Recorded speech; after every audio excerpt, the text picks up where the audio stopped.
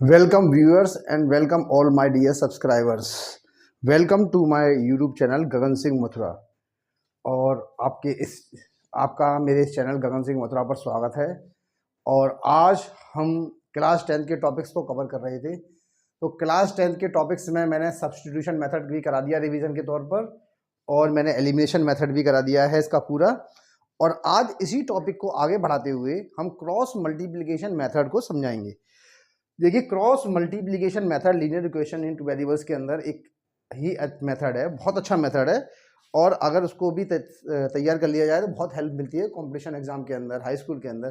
यार high school के अंदर तो आप देख दो मेथड भी याद होंगे तब भी पेपर कर लोगे, लेकिन कभी कभी जब एग्जाम में वो पूछ रहे थे कि solve the following question by cross multiplication method, तो थोड़ी सी प्रॉब्लम हो जाती है। तो मैं इस मेथड को स्टार्ट करता हूँ। सबसे पहले हम इसका इंट्रोडक्शन देते हैं।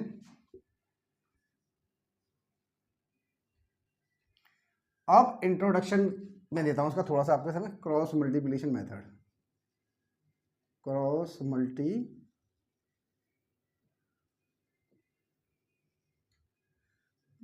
Multiplication method.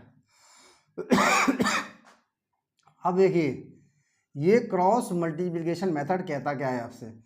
Cross multiplication method एक जो सिंपल सा ही मेथड है, और इसके अंदर बड़ी ही आसानी से क्वेश्चन को सॉल्व किया जा सकता है। तो आपको मैं समझा दे रहा हूं कि आप एक जैसे हमारी दो इक्वेशन है।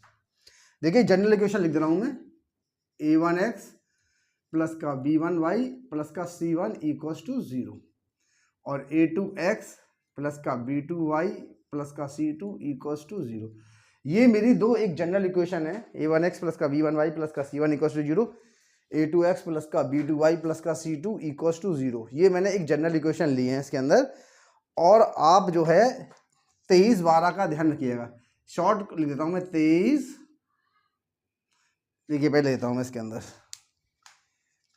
3x1 y1 और 1, तीन उसको क्वेश्चन में नोट कर रखा है, देखता हूँ कर रखा है मैंने। यहाँ पर x कर दीजिए, यहाँ पर y कर दीजिए, और यहाँ पर कर दीजिए 1, और 23-12। ये ध्यान रखिएगा, एग्जाम में नहीं लिखना है, लेकिन इसको आप ध्यान रखिएगा। 23-12 को लिखने से आपका जो सॉल्यूशन है बहुत आसानी से क्वेश्चन का निकल जाएगा। कोई प्रॉब्लम इसमें किसी प्रकार से नहीं आएगी। अब देखिए 23-12 का मतलब क्या है कि सेकंड टर्म, तो इन दोनों की जो सेकंड टर्म है वो क्या है b1, तो यहाँ पर तो आएगा b1 और यहाँ पर आएगा मेरा b2। तीसरी टर्म यानी कि c1 और c2। अब आएगी 23 हो गया, अब आएगा 12। तो अगले के लिए एक कौन सी है, a1 और a2, और जो लास्ट वाले की टर्म है वो दो, यानी b1 और b2। तो कुछ नहीं करना है, इसको इस प्रकार से यूं कर देना है बस। ये ऐसे हो जाएगा देखिए, और ये इस प्रकार से हो जाएगा। तो आपके लिए मैंने ये क्वेश्चन को बहुत आसानी से यहाँ पर आपका जो फॉर्मूला है, मैंने बहुत आसानी से वो फॉर्मूला आपके लिए यहाँ पर तैयार कर दिया है। इस प्रकार से इसका फॉर्मूला हमारा तैयार किया जा सकता है। अब देखिए, अगर x की वैल्यू निकालेंगे तो x आ जाएगा यहाँ पर। तो सबसे पहला हो जाएगा v1 c2 माइनस का b2 c1। ये इसकी पहली टर्म x के लिए आ गई है, b1 c2 माइनस का b2 c1।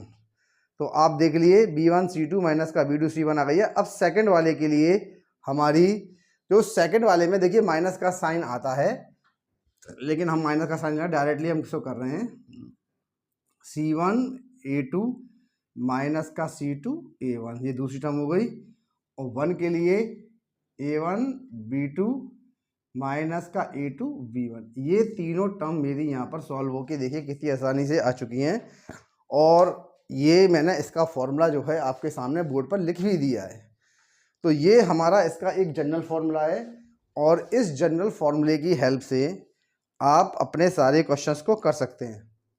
तो ये क्लास 10 के लिए मैंने आज मेथड बताया है, और अब इसका सॉल्यूशन करने के लिए मैं जा रहा हूँ। अब देखिए किस प्रकार से सॉल्यूशन होता है इसका। तो अब आप देखिए, इसको सॉल्व करने के लिए सिंपल स्टेप्स को फॉलो करना पड़ेगा, और कुछ नहीं करना पड़ेगा। तो आज इसका मैंने अभी इस फॉर्मूले का केवल आपको इंट्रोडक्शन दिया है ना। और ये जो फॉर्मूला है ये बहुत अच्छा मेथड है। अब सॉल्यूशन कैसे करते हैं, तो इसको मान लेते हैं फर्स्ट, इसको मान लेते हैं सेकंड और इसको मान लेते हैं थर्ड। टेकिंग फर्स्ट एंड 3, यानी x की जो वैल्यू है v1 c2 माइनस का b2 c1 equals to 1 upon a1 b2 minus का a2 b1। ये हो गया एक इसकी वैल्यू। क्रॉस मल्टीप्लाई करिए तो x की जो वैल्यू आएगी वो क्या आएगी, b1 c2 माइनस का b2 c1 upon a1 b2 minus का a2 b1। ये इसकी x की वैल्यू हो गई। और y की वैल्यू को निकालेंगे तो y के लिए कौन सा लेंगे, second third. Taking second and third, taking second and third, इसको लेंगे तो ये कितना हो जाएगा हमारा, डायरेक्टली लिख दे रहा हूँ y upon c1 a2 minus का c2 a1 equals to 1 upon a1 b2 minus का a2 b1। यानी y की जो वैल्यू आ गई वो कितनी आ जाएगी, c1 a2 माइनस का c2 a1 upon a1 b2 minus का a2 b1। ये देखिए ये इसके लिए वैल्यू यहाँ से डायरेक्टली निकल के आ चुकी है। और आप चाहें तो इसमें भी वैल्यू को लगा के अपने क्वेश्चन को सॉल्व कर सकते हैं। तो ये क्रॉस मल्टीप्लिकेशन मेथड है जो आज मैंने आपके सामने इसका किया है। तो आप देखिए कितना सिंपल मेथड है। देखिए देखने में कोई मेथड अगर कठिन लग रहा है तो ऐसा नहीं है कि वो कठिन होता है, मेथड बहुत सिंपल होता है। और अगर उसको हम ढंग से समझ लेते हैं और क्वेश्चन सॉल्व करने की कोशिश करते हैं तो नेचुरली सी बात है कि क्वेश्चन निकलेगा। कभी कभी प्रॉब्लम आ जाती है क्वेश्चन को करने में, तो ऐसा कुछ नहीं है। तो आपके सामने देखिए क्रॉस मल्टीप्लिकेशन मेथड का जो फॉर्मूला है ये बोर्ड पर लिखा हुआ है। और मैं बार बार आपसे कहता हूं कि आप प्लीज़ चैनल को कभी भी, मेरे चैनल जो है, आप चैनल की वीडियो को तो देखते तो हैं और साथ में वीडियो को स्किप भी कर देते हैं। वीडियो को स्किप करने का मतलब क्या है कि एक अधूरा ज्ञान, आपको वो नॉलेज ही नहीं प्राप्त हो रही जो आप प्राप्त करना चाहते हैं। आपने वीडियो को अगर स्किप कर दिया तो आप समझेंगे क्या। तो हम भी आपके लिए मेहनत कर रहे हैं। 8 मिनट का, 8.5 9 मिनट का ही ये वीडियो होता है। अगर आप इस मेथड पर बिल्कुल अमल करेंगे और मेहनत करेंगे तो ऐसा नहीं होगा कि ये आपको नहीं आए, ये बिल्कुल आएगा, ये 110% आएगा। तो ये क्रॉस मल्टीप्लिकेशन मेथड है। तो उन बच्चों को ज़्यादा से ज़्यादा शेयर करिए जिन बच्चों के पास कोई ट्यूशन्स नहीं है। और ज़्यादातर बच्चे अपनी डमी यानी कि घर बैठ के पढ़ाई करते रहते हैं, जाते ही नहीं है स्कूल वगैरह। बहुत जिम्मेदारियां हो जाती हैं, कई स्टूडेंट्स हैं, सब तो नहीं कह सकते, लेकिन कई स्टूडेंट्स ऐसे होते हैं तो घर पे बैठ के ही अपनी पढ़ाई को पूरा करते हैं, कभी कभी वो स्कूल जाते हैं। तो प्लीज़ इस चैनल को सब्सक्राइब करिए, लाइक करिए, कमेंट करिए, ज़्यादा से ज़्यादा लोगों को शेयर करिए, क्योंकि आपका एक लाइक हमें मोटिवेट करता है कि हम आपके लिए इसी प्रकार से मेहनत करें। मिलते हैं नेक्स्ट वीडियो में। Till then bye.